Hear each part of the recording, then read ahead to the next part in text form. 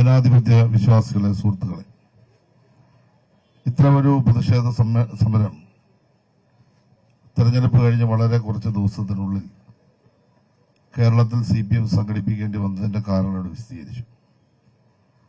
തെരഞ്ഞെടുപ്പിൽ നിങ്ങളെല്ലാം അറിയുന്ന പോലെ തന്നെ ഒരു വലിയ പരാജയം ഞങ്ങൾ നേരിട്ട ഒരു ഘട്ടമാണിത്. കേരളം അങ്ങനെയാണ്. 5 വർഷം കഴിയുമ്പോൾ ഗവൺമെന്റ് മാറും, പുതിയ ഗവൺമെന്റ് വരും. പക്ഷെ 10 വർഷം ഇടതുപക്ഷ ജനാധിപത്യ മുന്നണിയെ ജനങ്ങൾ അധികാരത്തിലേറ്റി. ഒരു മാറ്റം ജനങ്ങൾ ആഗ്രഹിച്ചു. ആ മാറ്റത്തിന്റെ ഭാഗമായി ഞങ്ങൾ പുറത്തുപോയി.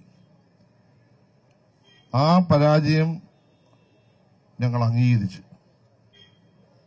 ഒരു നല്ല പ്രതിപക്ഷമായി ജനകീയ പ്രശ്നങ്ങൾ ഏറ്റെടുത്ത് കേരളത്തിൽ പ്രവർത്തിക്കുമെന്ന് ഞങ്ങളുടെ പാർട്ടിയുടെ നേതൃത്വം പറയുകയുണ്ടായി. അപ്പോൾ ഒരു ക്രിയാത്മകമായ പ്രതിപക്ഷം എന്ന നിലയിൽ കേരളത്തിൽ പ്രവർത്തിക്കാൻ തീരുമാനിച്ച ഒരു പാർട്ടി 10 ദിവസത്തിനുള്ളിൽ തെരുവിലിറങ്ങുക. തെരുവിലിറങ്ങിയതല്ല, ഞങ്ങൾ ഇറക്കിയതാണ്. എന്താണ് CMRലുമായി ബന്ധപ്പെട്ട കേസ്? പിണറായി വിജയൻ എന്ന് പറയുന്ന കേരളത്തിന്റെ മുൻ മുഖ്യമന്ത്രി, അദ്ദേഹത്തിന് 2 മക്കളാണ്.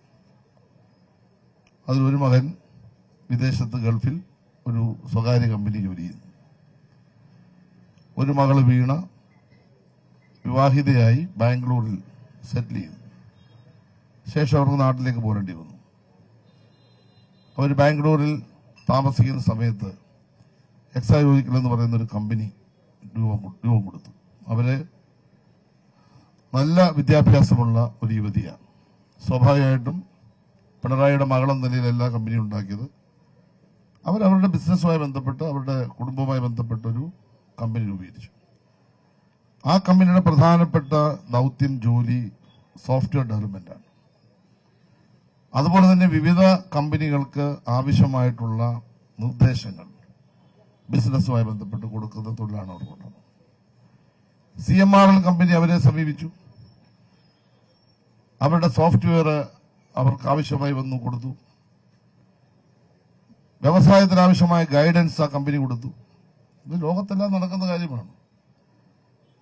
അതിനുവേണ്ടി 1,72,00,000 രൂപ പറഞ്ഞത് കേട്ട് കഴിഞ്ഞാൽ ഏതാണ്ട് കോടാനുകോടി രൂപ വാങ്ങിയെന്നാണല്ലോ ഇവന്മാർ പറഞ്ഞുകൊണ്ടിരിക്കുന്നത്. ആ 1,72,00,000 രൂപ വീണയുടെ അക്കൗണ്ടിലേക്ക് CMRL കമ്പനി അയച്ചു കൊടുത്തു. ആ 1,72,00,000 രൂപ തങ്ങൾ ചെയ്ത തൊഴിലിന്റെ ഭാഗമായി കമ്പനിയുടെ അക്കൗണ്ടിൽ വന്നു. ആ പണത്തിന് കൃത്യമായി രാജ്യത്തെ വ്യവസ്ഥ അനുസരിച്ച് ടാക്സ് കൊടുത്തു. ഇപ്പൊ GST ആണെങ്കിൽ 18%. വിവിധ തരത്തിലുള്ള ടാക്സുകളുണ്ട്. ആ ടാക്സുകളെല്ലാം ഇപ്പൊ സെൻട്രൽ ടാക്സ് ഉണ്ട്. പല തരത്തിലുള്ള ടാക്സുകളെല്ലാം കൊടുത്ത് നിയമപരമായി ആ പണം വാലിഡ് മണിയായി. അപ്പൊ അക്കൗണ്ടിലേക്ക് പണം വന്നു. അക്കൗണ്ടിൽ വന്ന പണത്തിന് കൃത്യമായി കരാറുണ്ട്. അവർ കൊടുത്തിട്ടുള്ള നിർദ്ദേശങ്ങൾ അല്ലെങ്കിൽ കമ്പനിക്കുള്ള സഹായങ്ങളുണ്ട്. അതിന്റെ എല്ലാ അടിസ്ഥാനത്തിൽ ഗവൺമെന്റ് കൊടുക്കേണ്ട പണം നികുതിയായി കൊടുത്തു. എന്താ തെറ്റ് ഇതിനകത്ത് എന്താ തെറ്റ്? നമ്മുടെ രാജ്യത്ത് എത്രയോ ആളുകൾ, എത്രയോ കമ്പനികൾ രൂപീകരിച്ച് ബിസിനസ് ചെയ്തു. പക്ഷെ ഒറ്റ പ്രശ്നമുണ്ട്, പിണറായി വിജയന്റെ മോളായിപ്പോയി. പിണറായി വിജയന്റെ മകൾക്ക് ഈ രാജ്യത്ത് ബിസിനസ് ചെയ്യാൻ അവകാശമില്ല. MBA പാസ്സായി ഏറ്റവും ഉന്നതമായ വിദ്യാഭ്യാസം നേടിയ ഒരു പെൺകുട്ടി വിവാഹത്തിന് ശേഷം വിദേശത്ത് ബാംഗ്ലൂരിൽ പോയി ഒരു ബിസിനസ് ആരംഭിക്കുന്നു. അവരവരുടെ കുടുംബജീവിതവുമായി ബന്ധപ്പെട്ട് പോയി. ആ ഒരു ബിസിനസ്സുമായി ബന്ധപ്പെട്ട ഒരു പ്രശ്നത്തിൽ പ്രോപ്പറായി നടപടികൾ എടുത്ത് പണം അക്കൗണ്ടിൽ വന്ന് എല്ലാ ഡീറ്റെയിൽസും അന്വേഷണ ഏജൻസിക്ക് കൊടുത്തു. എല്ലാ ഡീറ്റെയിൽസും ഇതുമായി ബന്ധപ്പെട്ട് അന്വേഷിക്കാൻ വന്ന എല്ലാ ഏജൻസികൾക്കും കൃത്യമായി ഈ ഡീറ്റെയിൽസ് കൊടുത്തു. ബഹുമാനപ്പെട്ട കോടതി കൊടുത്തു ഈ ഡീറ്റെയിൽസ്. ഒരു UDFന്റെ MLA കോടതിയിൽ പുറകെ നടക്കുകയായിരുന്നു. ഇപ്പൊ വീണെ പിടിച്ചകത്താക്കും, പിണറായി വിജയൻ ഇപ്പൊ അകത്തു, ഇങ്ങനെ പറഞ്ഞു പുറകെ നടക്കുക. അവസാനം കോടതി പറഞ്ഞു ഇവന് വട്ടാന്ന് പറഞ്ഞു, വേറെ പണിയൊന്നും ഇല്ലെന്ന് തിരിച്ചു. ആ കേസിനകത്ത് പുച്ഛത്തോടെ കോടതി തള്ളി.